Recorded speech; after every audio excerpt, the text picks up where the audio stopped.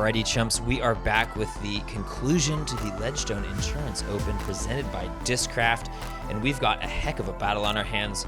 We've just seen AJ Risley, I'll say it, fall apart on the bridge hole. He threw 3 straight out-of-bounds shots, hitting a putt to save his 8 and dropping him 5 strokes off the lead. Now, Nate Sexton and Chris Dickerson tied at 21 down with Reed just 2 strokes off of him. We've got a battle here, Nate. And at this time, Cam Colglazer was actually in the lead at 22 under. Should be stated. Having said that, he was 2 or 3 holes ahead of us, so it's hard to put exactly how far in the lead he is, but have to keep your eye on that scorecard, as I think he was on 3rd card. He was on 3rd card, and the top card is playing the easiest stretch of the course here the next few holes. Yes. Now, hole 10, one of the bigger changes that we've seen out here, hole 10 and 11 both being changed, as Nate just laces this up the middle. Wow, Who's this guy? Because that was crushed. That was incredible for a guy who throws a sidearm so well. He's throwing backhand just so well in this hole. He's really dialed right now, and you can tell he's got his game face on. Now, as Chris gets into the bushes, Nate, what's the headspace here for the change? Because I know this hole probably has been changed the most out of the past 3 years. Yeah, the main reason for the change, I moved the basket way to the right so I could squeeze, as we watch another great shot, so I could squeeze hole 11 on the other side of the creek. I thought that flowed better. It was an easier transition to the next hole, and I like the fact that I can make it a little bit harder, and it was just safer. You weren't teeing right off of the road. Yeah. I could have a little bit of a harder hole with some ropes, so that was the main reason for the change. Yes, maintaining pace. He saw Sexton 10 feet for the basket. He's like, no, I'm not giving this up. This is going to be a great battle on the back 9. I can't wait. I just filmed Chris Dickerson battling Conrad at Nashville. Now I'm filming again this week battling Sexton. And let's not count out Reed.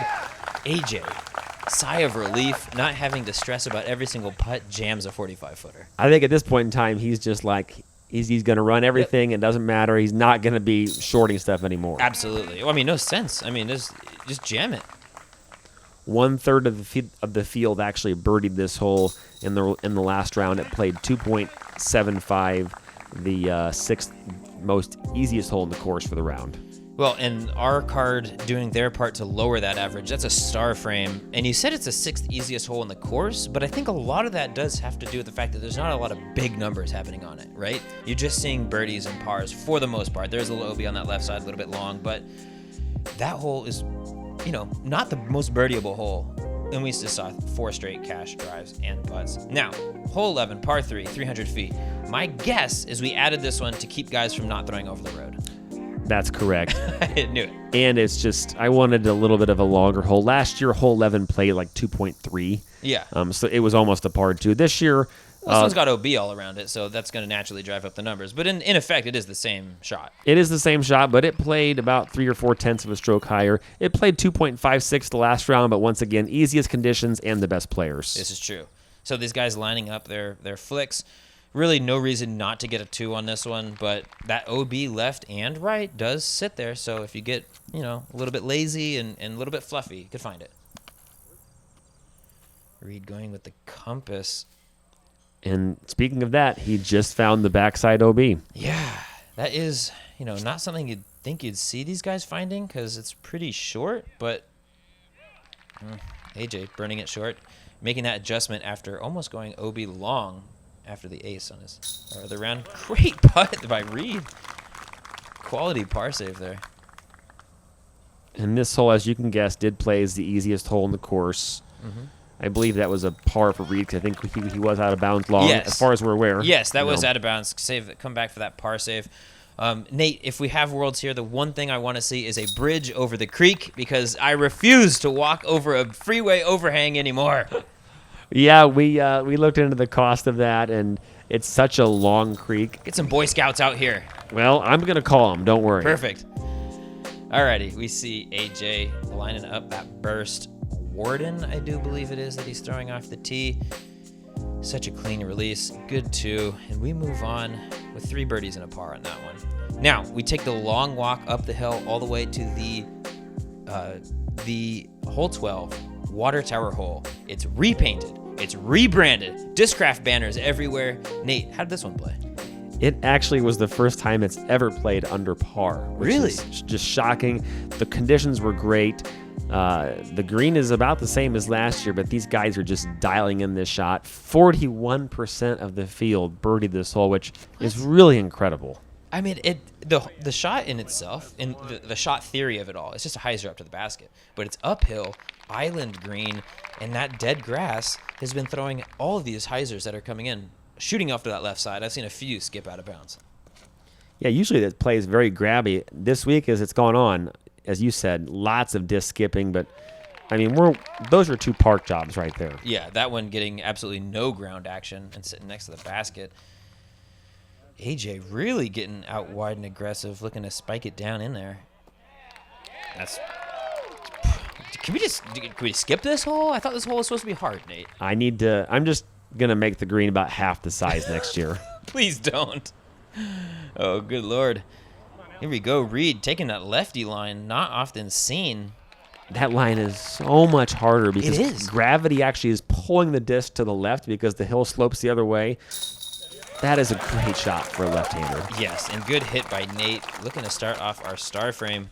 It does feel like the basket, I don't know if this is true, but it feels like it's a hair on the right side too. So it feels like you have to come around it a little more to get there from that left side. This is actually the only basket on the course that is not in the ground on a sleeve.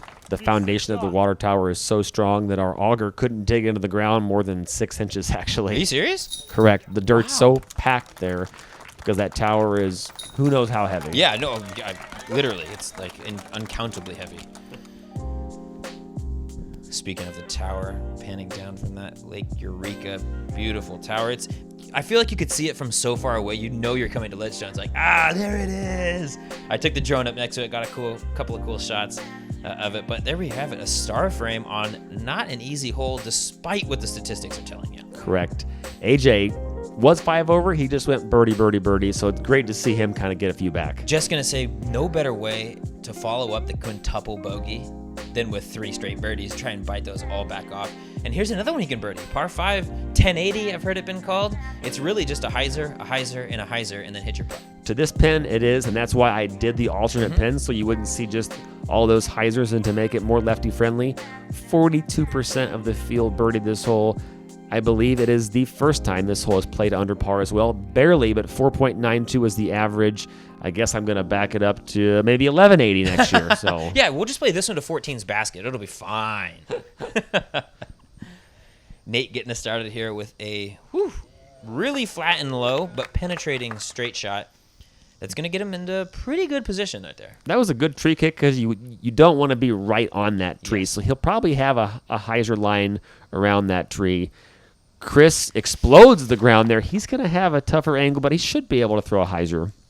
Yeah, really, you just need enough room to your right to be able to work it all the way out there. AJ opting for the Lucid X Enforcer. That stability paying dividends. The best landing zone's about 30 feet right of where AJ's disc is, but it's also very hard to get it there. Yeah, and by best, I mean, yes, that's a good spot to be, but it's also manageable from other spots. And that's a great line. He's probably going to be taking the left side fairway because I don't think he can get around the bush from there. No, he's going to treat you right here. You said nobody's taking this left side fairway. We got a lefty for you, Nate.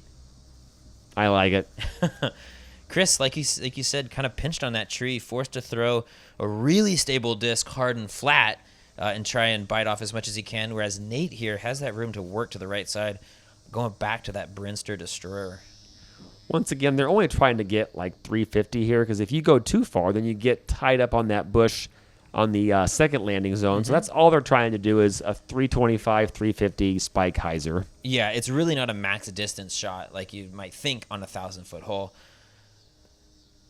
Nice, AJ going felon to the landing zone, and that's absolutely perfect. You just saw he was about 10 feet short of the 250 stake, so he's in a great spot. Reed going the skip enforcer. I like that shot. You got to keep it low. That tree right here in front of the second cam angle is really what's going to defend you from biting off that inside line.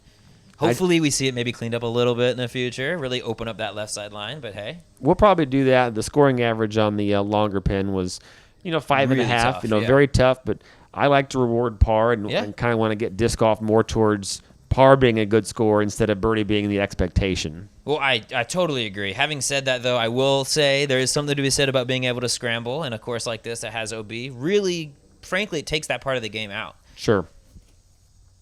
And that's one thing we will probably do is clean up that left side so it makes it more of an attackable par 5. Yeah, certainly.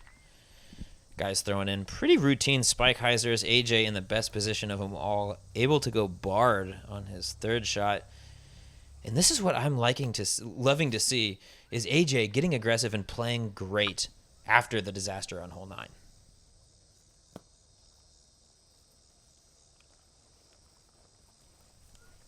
Reed just upping there, pretty easy. Chris with a chance to save the birdie here.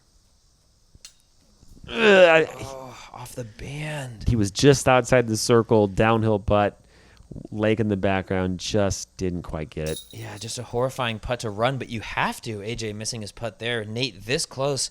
Now his chance to take the lead by 1 over Chris. Converts. Yep, Chris really wanted to stay pace with Nate because Nate was not going to miss that putt. No. And with only, 5 holes to go after this, there is room for separation. There's OB on a few of them, but Nate's locked in, and if you're falling behind him, it's hard to imagine catching up and passing him over 5 holes.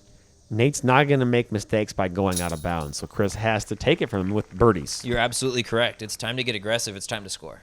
And this next hole is maybe a hole that Chris has an advantage over Nate because it is a backhand-friendly hole, and Chris does have more distance than Nate. Absolutely. It's almost the mirror of 15, right? 14's very righty backhand-friendly. 15, if you have a good sidearm, really cuts the teeth out of it.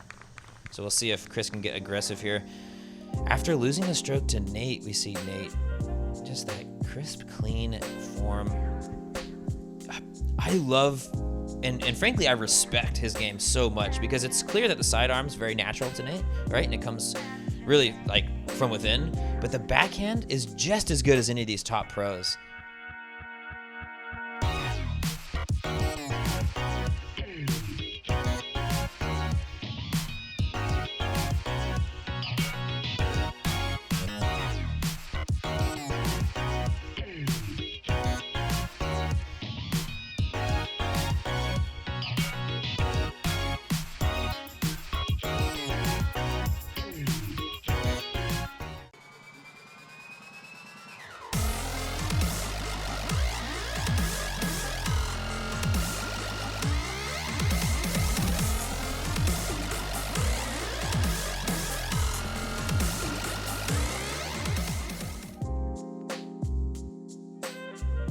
Alrighty, back to the action. Big shout out to Discraft for sponsoring and playing their role in this event, as well as MVP for getting us out here and playing their role in us producing this awesome coverage, which continues on hole 14, par 4, 805 feet. Nate, you said this does have backhand dominance here. If you have a great backhand, it is preferable. The fairway slopes left to right. You're not throwing towards the water, you're throwing away from the water. So this is really a shot that Chris could maybe get a stroke back from Nate. Absolutely, especially Nate kind of finding himself pinched a little bit on that tree. We saw during round 3, he was right next to it. He has about 3 or 4 feet to maneuver this time at least. And that's not going to be an easy shot either. He really has a tight hyzer shot coming up there. Yes, he definitely was looking to get a bit more aggressive towards that OB lake to the right, but you'll take being in bounds. And that is smashed. If it sits down, he's going to have a much shorter shot than his first 2 competitors. And a great angle on that shot, being able to work it out to the right side.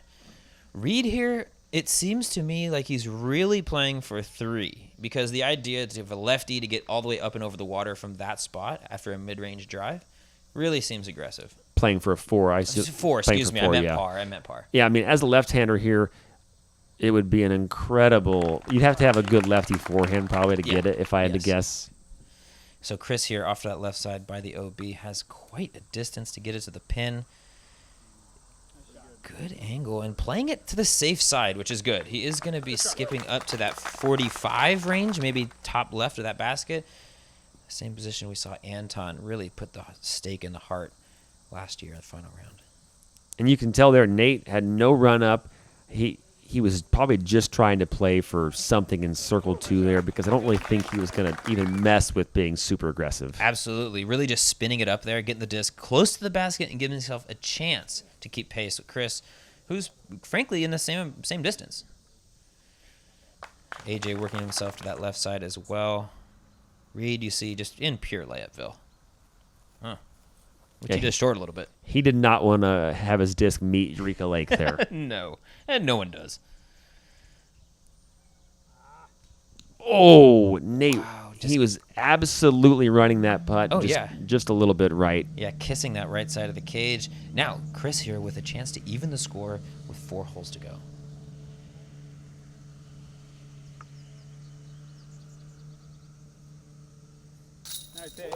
Dead center. Was there ever a doubt? I feel like that was in before it left his hands.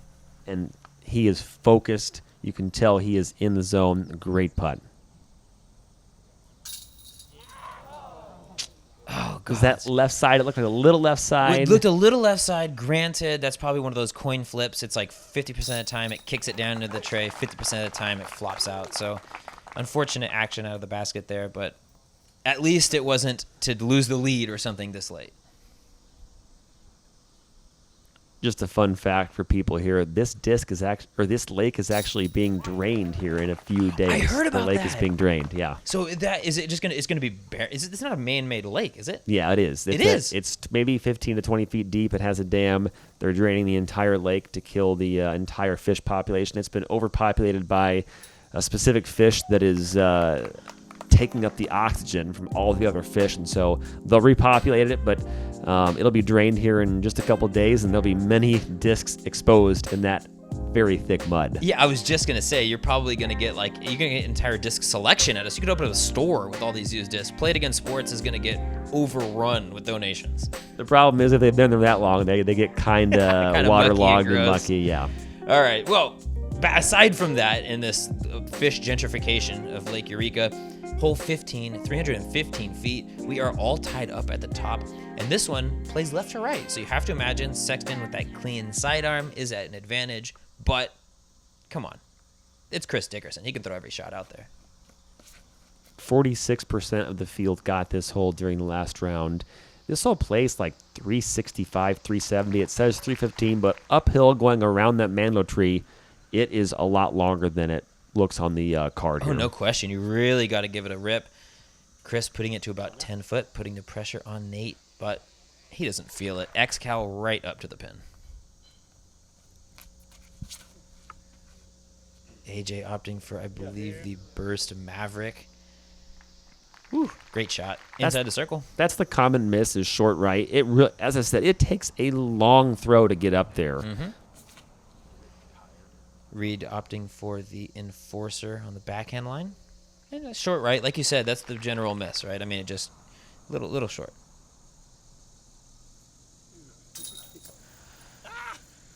There's that miss left again. I think at this point in time, it's just been a tough round for him. It's good to see him in good spirits. And Reed just on the left side. Ugh, man. Another one of those ones that maybe if it's on a different angle, it sucks it into the chain, but it does kick it out left side. Nate sneaks one through the chains and into the bucket, though, to maintain the tie and put the pressure on Chris from about, 12 feet?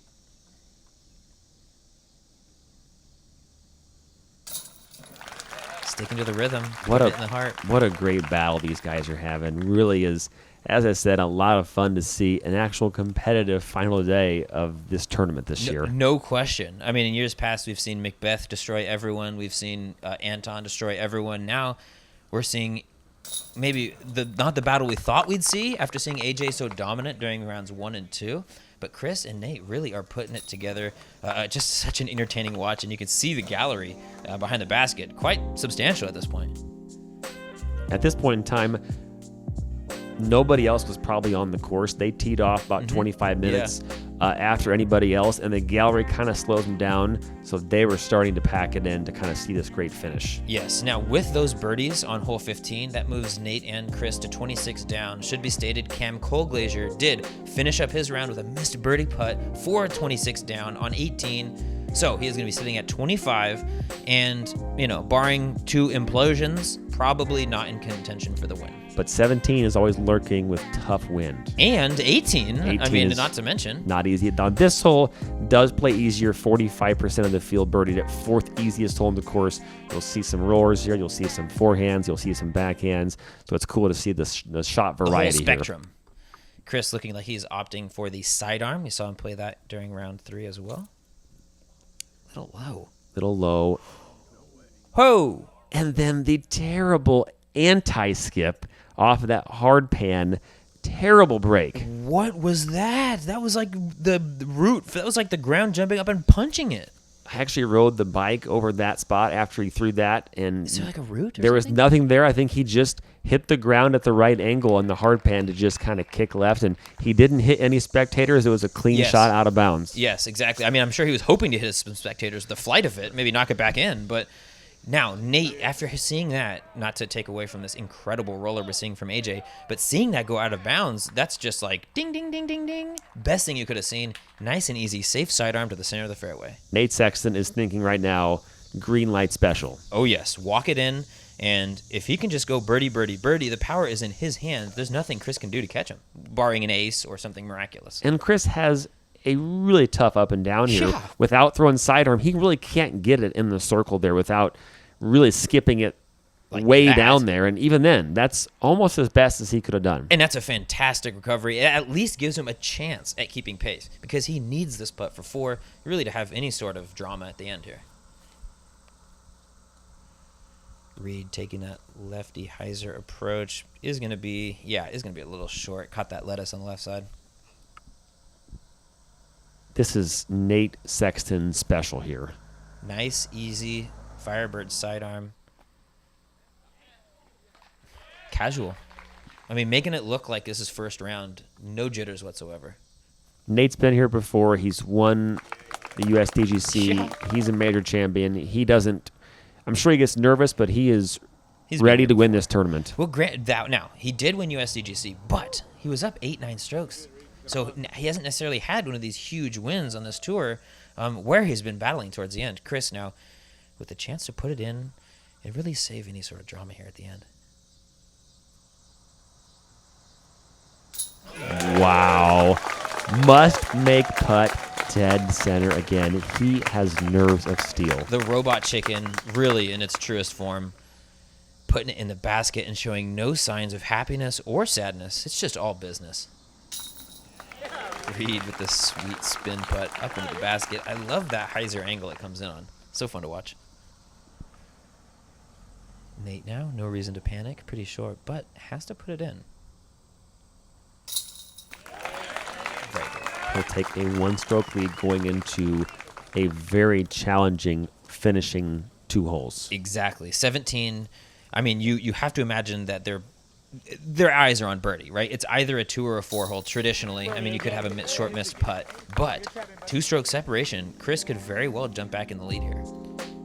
53% of the field birdie hole 17, but 35% bogey or worse, only 12% par. So as you said, deuce or 4. If Nate doesn't throw it in here, Chris can take a 1-stroke lead. Absolutely. So high drama coming into the end. Now, if we ace, we don't get a car, right? That was just for round 1. That was just for round 1, and Trevor Harble, I know, kind I of saw it. He was just so close. just a little high, but here it is, the famous hole 17 island hole. I love what you guys do with the bleachers behind. Really set up that gallery.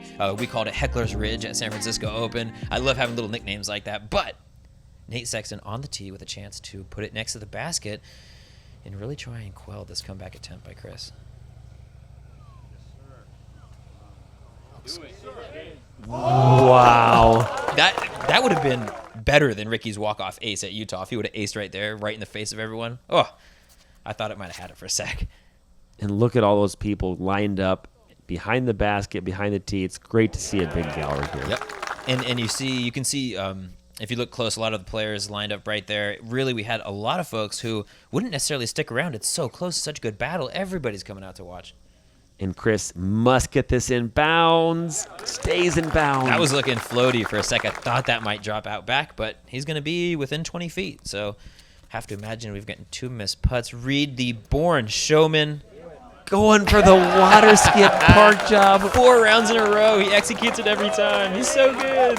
That's incredible. That's such a fun shot to watch. I'm so glad he pulled it off. Chris now needs to put this in. Good. No doubter. He even lined up for the putt when the gallery, I mean, everybody was still walking over. He was straight to his disc. Didn't care about a little bit of rabble behind him. Puts it in the basket for the birdie. Yeah, I was right behind the basket, and he was ready to throw and was going to say something to the gallery and decided just that Chris would back off if he didn't want to throw. He was ready. He knew what he was doing. He wasn't, he very well could have waited, but he wasn't interested. He was just putting it in the basket. Let's get on to 18. So hole 18, Nate Sexton has a 1-stroke lead. Yes. What do you think he's feeling right now? I think he's feeling good. I think he's just walking it in. He's birdied this hole multiple times already. He's got one of the best rollers in the game, and that's really favorable on a hole like this. Not to mention, the second shot, if you throw that good roller, is a nice little flex sidearm, which obviously plays to his advantage. But with Chris sitting right behind you, there's never really a comfortable feeling, right? You just got to execute and birdie it. If you birdie it, the power's in your hands. 711 feet. If Nate can get his roller past that little concrete island, I'm not sure what the stage or whatever it's called, that's when he's going to be in a pretty good and comfortable position to get up and down for his 3. But we'll see. Maybe Chris can get aggressive. I know there is that insane Annie line that you can get really close to the basket, although it probably isn't going to work for most people, but we'll see. That's perfect. That's a great angle. He's going to probably get that within 325. That's a great spot to be in. Perfect spot, and he wants to be up onto that right side so he can hang that sidearm left and really work with the slant of the hill, drawing it back by the basket. AJ opting for the roller again after yesterday's roller insanity on 18. It hit a tree. It rolled 500 feet. This is another good one. Oh, actually, that was probably a great tree, now that I think about it. That could have gone out of bounds over that curb there. So Chris here really pressures on to get it a good ways up the fairway. That is such a tough backhand line because you have to throw it so low. That is incredible. And that forward action off the ground, too, is just on that degree of hyzer to get it to ride forward. Now, Reed here playing the really passive compass shot up the middle, setting up that lefty hyzer over the water. I really like this play. You can tell he's trying to just strategize with that shot. Yeah, there's no sense ripping off a big sort of distance if you're going to throw this. Lining up the enforcer, going over the water, playing it as tight as he needs to, and that is great. What a shot. He's going to have 25 feet to finish off with a birdie. So Nate right here, pressure's on, put it next to the basket, and there's not much Chris can do.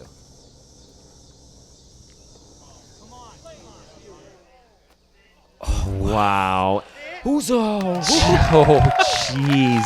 So he's going to be circle's edge. That is 32 feet, 31 feet for his putt for the win if Chris can get it up and close. Just misses that first tree. Big hyzer, so he's going to have a putt. 40 feet, 30 feet, 25 foot, 20, 12 foot. This could be good. 10 foot, or 12 foot, 15 foot, 18 foot, 25, 30 out of bounds. Oh, my. How that is devastating. 16 and 18 getting.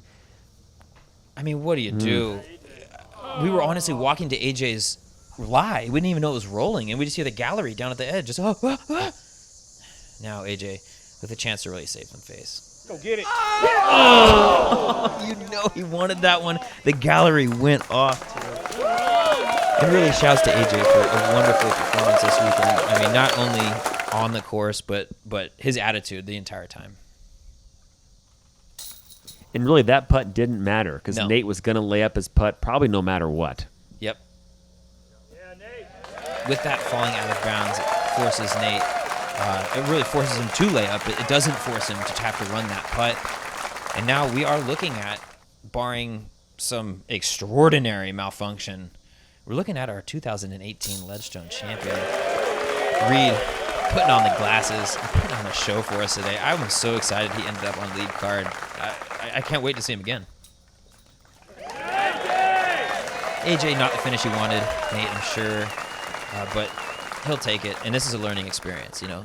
and his best cash to date. Ever. This is true. He ended up in sole possession, or tied for 6th place with Garrett Gurthie, taking home more than any other 6th place. Nate Sexton, half of the Big Sexy commentary duo. And now, the 2018 Ledgestone Insurance Open, presented by Discraft, champion. As will be repeated shortly by you. 2018 Discraft Ledgestone Insurance Open champion, Mr. Nate Sexton. Congrats to Nate, and not a bit surprising on a course like this that somebody who keeps it in bounds is able to make his way with a championship.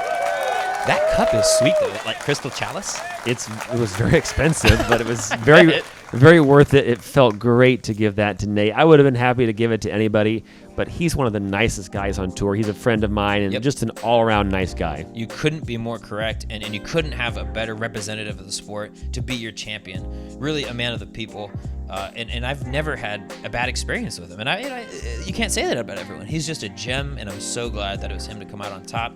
His second real big win in the scene, other than the USDGC, but really slaying the shadows of Minnesota Majestic's past, where he had a chance at winning and couldn't quite pull the trigger. Now, really able to come out on top and beat an incredible player by the name of Chris Dickerson. And $7,000 richer. That is extraordinary. Now, I don't know exactly, but I have to imagine that's probably second best, maybe to Worlds and USDGC as far as payouts. For first place, That's incredible. I can't imagine a bigger payout. In 2015, for our national tour, it was probably around $7,000 for Simon as well. Okay, so right around that same thing. That's an incredible job by you guys, really on all fronts, raising the funds, not only to pay out like that, but I mean, you can correct me if I'm wrong, like 8 courses running simultaneously? 9. Okay, thank you. One up me. 9 courses running simultaneously. That means spotters at every course. That means scoring tents at every course, water stations at every course. People who are on the ground, who don't necessarily play tournaments every single day, don't understand